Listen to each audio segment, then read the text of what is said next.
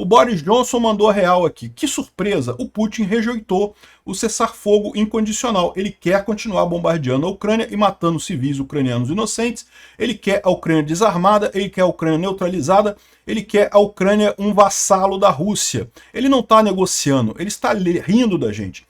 Ele está literalmente limpando os pés na cara do Trump. Só que o Trump não percebe isso. Por que o Trump não percebe isso? Porque ele está imerso na propaganda russa. Ele está achando que foi a propaganda russa que fez ele ganhar a eleição, né? Eu não descarto isso não. É o que eu falo para vocês. Aqui no Brasil mesmo tem muita gente que acha que não, porque a propaganda russa é fantástica e coisa e tal, que eles conseguem destruir e construir pessoas e não sei o que lá. E eu sei disso. Eles me atacam direto, né? Eu estou sendo alvo de um ataque de propaganda russa nesse momento aqui no Brasil. Não tem problema. Propaganda russa é falha. Eles não estão vendo o longo prazo dessa história. Você pode ter um prejuízo inicial. Pode ter um prejuízo inicial, pode ter alguma coisa, né?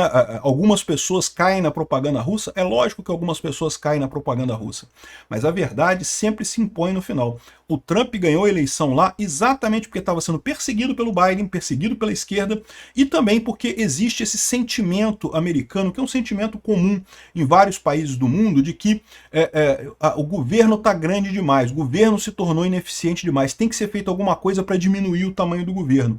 Esse sentimento que tem no mundo todo, por isso que muitos candidatos da dita direita, que são muito diferentes entre si. O Milei, se você parar para pensar, não tem nada a ver com o Trump, não tem nada a ver com o Bolsonaro. A Giorgia Meloni e Bolsonaro e Trump e Le Pen são pessoas totalmente diferentes. Por que essas pessoas começaram a crescer em popularidade no mundo?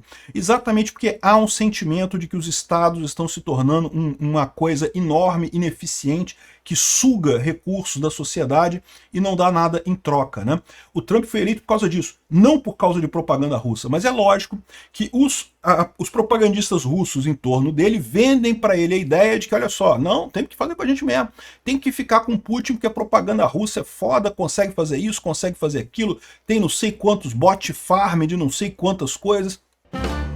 O Putin literalmente estava rindo, o pessoal que ele estava num encontro e perguntaram para ele, você não vai se atrasar para o encontro com o Trump, para a ligação com o Trump? Ele falou, eu ligo depois, não tem problema não, já está tudo pronto para conversar com o Trump, deixa para lá, depois eu falo com ele, coisa e tal, não tem problema, o pessoal rindo pra caramba e coisa e tal. Ou seja, o Putin está passando, essa fase de humilhar o Trump é justamente o interesse do Putin de mostrar para ele como que ele tem força em termos de propaganda. E o Trump acaba vendo isso como força do Putin, ao invés de perceber que é desespero do Putin, porque ao contrário, a propaganda russa está falhando. Se a propaganda russa de fato fosse efetiva como o Putin esperava, essa guerra tinha tido um contorno totalmente diferente. Primeiro porque realmente a Ucrânia teria tirado o Zelensky e aceitado a invasão russa, a Europa não teria ficado do lado da Ucrânia, os Estados Unidos não teria ficado do lado da Ucrânia inicialmente, né? A propaganda russa falhou e continua falhando e vai falhar cada vez mais. Porque a internet, ao contrário do que dizem algumas pessoas, ela diminui o poder da propaganda russa, ela não aumenta o poder dessa propaganda. Mas a gente está vendo tanta propaganda russa, como é que pode? Exatamente, porque hoje você vê a propaganda russa. Antigamente você nem via a propaganda russa, por isso que ela era efetiva. Tem gente que acredita até hoje que o batalhão Azov é nazista. Por quê? Porque essa propaganda começou em 2014. E começou ainda na informação centralizada, era a BBC espalhando isso, eram jornais da Europa espalhando essa história. A questão de que gás de xisto é ruim para o meio ambiente, que explorar o gás de xisto, explorar o fracking é ruim para o meio ambiente, não sei o que lá.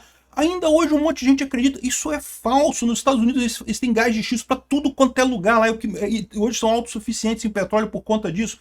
A propaganda russa, naquela época, foi 2008, 2007, isso daí, colou com muita força. Por quê? Porque era feita de forma centralizada. Na internet você vê a propaganda russa, e se você vê a propaganda russa, ela perde efeito, ela tem menor efeito no final das contas, né? Enfim, mas aí que tá. O Putin continua nessa história, lógico. A Bloomberg previu que esse encontro não iria dar em nada, porque o Putin iria pedir para parar toda a ajuda, não apenas dos Estados Unidos, mas da Europa, para parar o compartilhamento de informações, parar a mobilização militar e coisa e tal. Bom, o Trump disse que não teve nada disso, que o Putin não pediu a parada da ajuda para a Ucrânia, nem desarmamento, nem falamos sobre isso no final das contas, né? Ou seja, essa história dele, se falaram ou não falaram, não sei. O fato é que não teve nenhuma chance desse acordo dar certo. E ao contrário, o que o Trump coloca aqui, ele se coloca como amiguinho do Putin. É impressionante isso. Como que o Trump continua com essa ideia de que baixar a cabeça para o Putin, que não, que temos que chegar num acordo, que temos que aceitar esse negócio, mostra uma fraqueza enorme e ele não percebe isso, né? Aqui, ó, o pessoal perguntou se concordou com cessar-fogo, mas não para um cessar-fogo de 30 dias. Um cessar-fogo, mas a gente vai continuar e não sei o que lá. Ele concordou com um cessar-fogo na energia. Mas peraí, mas agora tem que ver com a Ucrânia se a Ucrânia aceita também, porque né, é um outro acordo, não é o mesmo acordo. E aí isso mostra também um outro problema, né? Essa ideia de que o Trump pode negociar pela Ucrânia, não tem como negociar pela Ucrânia, não existe isso, né? Enfim, no final das contas, ainda perguntou outra besteira que o Trump falou aqui. Por que ele é mais duro com o Canadá do que com a Rússia? Não, porque o Canadá foi feito para ser o nosso 51º estado, não sei o que lá. A China e a Rússia, eu quero me dar bem com elas. Que história é essa, Trump? Que negócio de se dar bem com a Rússia e com a China? São países que violam os direitos humanos, que violam a liberdade, são ditaduras terríveis. Ninguém quer se dar bem com esse tipo de país, não. O Canadá, ao contrário, é um país democrata. O Trump está sacrificando o soft power americano a troco de nada. Ele acha... Só pode ser isso. Ele acha que a propaganda russa é muito efetiva no final das contas e está apostando nessa parada, né? O Witkoff deu também uma entrevista. O Witkoff era o enviado americano para Israel, só que o enviado americano para a Ucrânia, que era o Kellogg, os russos não aceitaram. Então é ele que está fazendo o papel agora de negociar a Ucrânia e a Rússia. Vai entender, né? É o que eu falei para vocês, não tem chance nenhuma de ter negócio aqui, né? E aí ele está falando aqui que nós não concordamos com a Rússia em parar a mobilização e desarmar a Ucrânia durante o cessar-fogo. Isso daqui é uma coisa interessante, tá? Porque o que acontece nesse caso é que ele poderia concordar com isso, eles não poderiam concordar com isso, a Ucrânia não aceitaria esse tipo de coisa. Isso mostra que o Trump já está vendo que ele não tem muito poder de manobra do lado ucraniano também, né? E muito em breve ele vai perceber que ele não tem o que fazer dos dois lados. Ele está querendo manter alguma coisa, querendo resolver o problema de alguma forma, não sei o que lá, mas ele viu que ele não tem manobra do lado ucraniano. Por quê? Porque ele perde popularidade nos Estados Unidos. A população americana, ao contrário do que eles gostam de dizer, que a propaganda russa é muito efetiva, mudou a cabeça das pessoas, não. A população americana continua pró-Ucrânia. Então, eles viram que não podiam fazer muita coisa. Não, porque a gente ainda tem mais encontros que a gente vai falar e vamos chegar a um acordo que estamos negociando e não sei o que lá e coisa e tal. Ou seja, até aqui, a verdade é que não conseguiram nada. Humilharam o Zelensky na Casa Branca de propósito para tentar chegar num acordo, tentar chegar em alguma coisa, que esperavam conseguir... Lembra que... Você reparou que morreu aquele papo de pedir eleições na Ucrânia? Eles achavam que podiam fazer isso, eles achavam que não, que vão falar que o Zelensky é um ditador e não sei o que lá, e que tem que ter eleição na Ucrânia, e o povo mandaram emissários para a Ucrânia para tentar instigar os adversários a fazer a coisa. Por quê? Porque eles estão achando que a propaganda russa é eficiente no final das contas, estão errando nisso. Aqui, o Trump dizendo que a guerra nunca deveria ter acontecido e ele culpa lideranças fracas. Que lideranças fracas que ele está culpando? O Putin? Porque o Putin é a única liderança fraca que é culpada por essa guerra, né?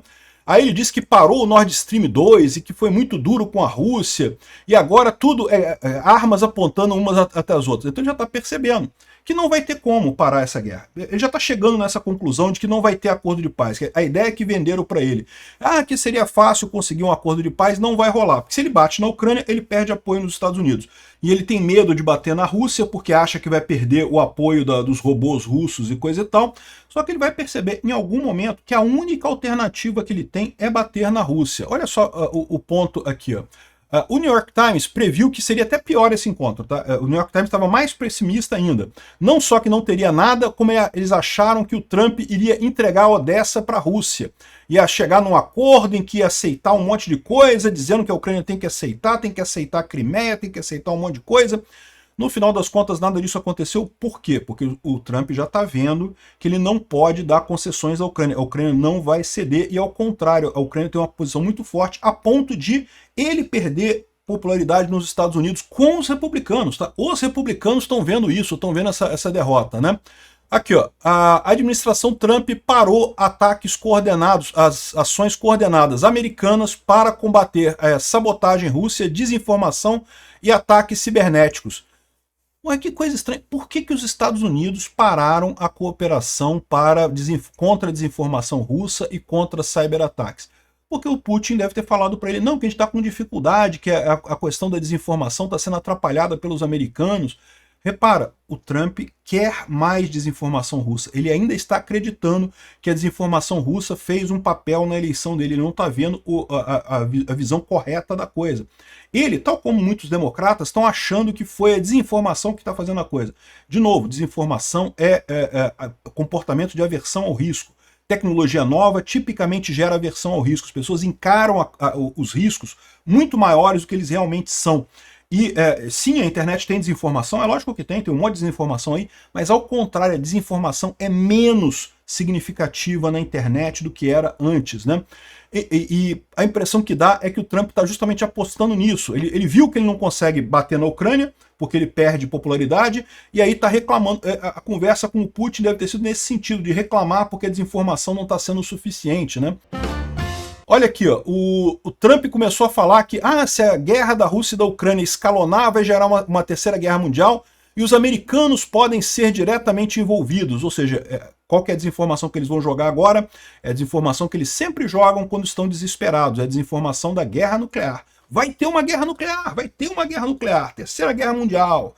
E é lógico que vão vir com isso. E o Trump vai embarcar nisso daqui. Não, porque temos que evitar a qualquer custo uma terceira guerra mundial e não sei o que lá, no intuito de fazer isso com muita desinformação, vai aumentar a desinformação, uma vez que, como vocês sabem, o Trump tirou a contra-desinformação russa na internet, então a gente vai ter muita desinformação aí nos próximos dias, com esse cenário de terceira guerra mundial, de bomba atômica, não sei o que lá. Isso nunca vai acontecer, mas, de novo, é o que o Putin pediu ao Trump no final das contas, ajuda na desinformação, porque ajuda os dois lados. Né, ajuda o Putin, e o Putin com a desinformação ajuda o Trump também. É isso que esse pessoal está conversando.